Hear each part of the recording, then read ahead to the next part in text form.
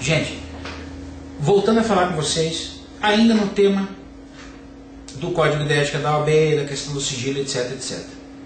Com mais calma, sem aquela pressão do tempo. Eu tive a oportunidade de trabalhar num caso como relator aqui no Conselho da OAB inteira. Hoje já não sou mais conselheiro, já deixei essa função, mas é bastante interessante. Vejam só o que aconteceu. O advogado X, moveu, ou melhor, fez uma representação contra o advogado Y, acusando esse advogado Y de ter violado o código de ética, de ter tido uma conduta indigna da profissão, etc, etc. Não é importante. A questão é que ele fez a representação, acusando o advogado X, acusando o advogado Y. O que aconteceu? O processo foi instaurado, porque na dúvida, isso é que nem o processo criminal. Na dúvida você instaura o processo. Você vai apurar e tentar chegar à verdade real, se houve ou não houve infração. Bom,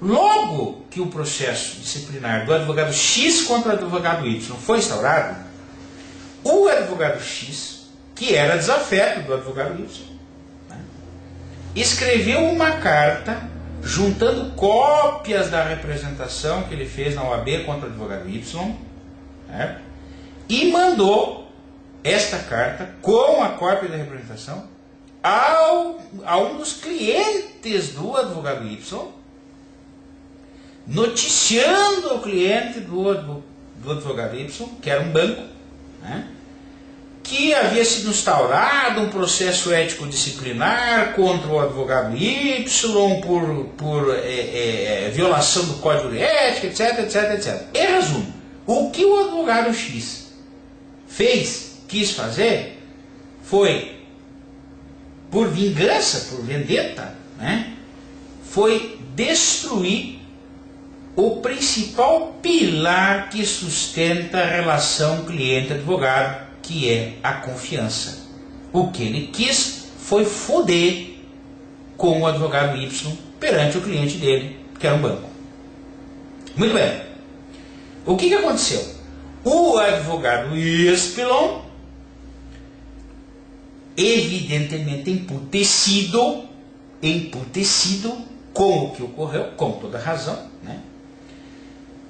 ele moveu, o advogado Y moveu uma representação contra o advogado X, noticiando infração, o código de ética, etc., por ter, dentre outras coisas, por ter violado o sigilo do processo ético disciplinar. O processo ético disciplinar é sigiloso. Tem um artiguinho aí no estatuto que fala disso. O processo ético disciplinar é sigiloso. Ora, se o processo é sigiloso, não poderia o advogado X, que moveu o processo contra o Y, noticiar ao cliente do advogado Y, do representado. Bom, o representado então fez essa nova representação e que foi instaurado o processo ético disciplinar para apurar a eventual conduta ilícita que fere o estatuto e o código de ética da OAB do advogado X. Como dizia minha vovozinha, recentemente falecida, 25 anos atrás, bala trocada não dói, né? Bala trocada não dói. Bom, fato é que esse processo foi instaurado e eu virei relator desse e de outros processos que envolviam essas mesmas partes. Mas enfim, a questão interessante é a seguinte, é que depois de toda aquela tramitação do processo ético-disciplinar, que tem colheita de provas, tem fase de instrução, tem tudo como um processo assemelhado ao processo penal. Você ouve testemunhas, você requisita documentos, etc, etc, etc, para formar um convencimento. Parênteses. Eu, como conselheiro da OAB Municipal, eu não julgo. Eu apenas emito um parecer sobre o assunto, que é submetido aos meus pares no Conselho Municipal, que votam, E depois esse parecer é encaminhado, e esse processo ético-disciplinar é encaminhado para o Tribunal de Ética, que aí sim ele julga. Ele julga. Lá é nomeado outro relator, etc, etc, etc. Bom, a questão é a seguinte. A questão que eu me defrontei, como conselheiro relator, foi o seguinte dilema. Enxergando que houve violação do sigilo do processo ético-disciplinar por parte do advogado X, quando comunicou o cliente do advogado Y, eu enxerguei infração ao Código de Ética. Enxergando a infração ao Código de Ética, a pena prevista na legislação para este caso é a de censura. Salvo quando tem reincidência, etc, etc, que não era o caso. É de censura. Problema é que a pena de censura tem caráter sigiloso também. Então vejam só que coisa curiosa. Por isso que eu disse, o caso é interessante. A pena a ser aplicada ao advogado X por ter violado o sigilo do processo ético-disciplinar é uma pena sigilosa. É uma censura privada, reservada. Ou seja, ninguém, a não ser o advogado Y, que foi vítima da quebra do sigilo do processo, iria ficar sabendo da pena de censura aplicada. Não parece a vocês que isso é no mínimo inócuo?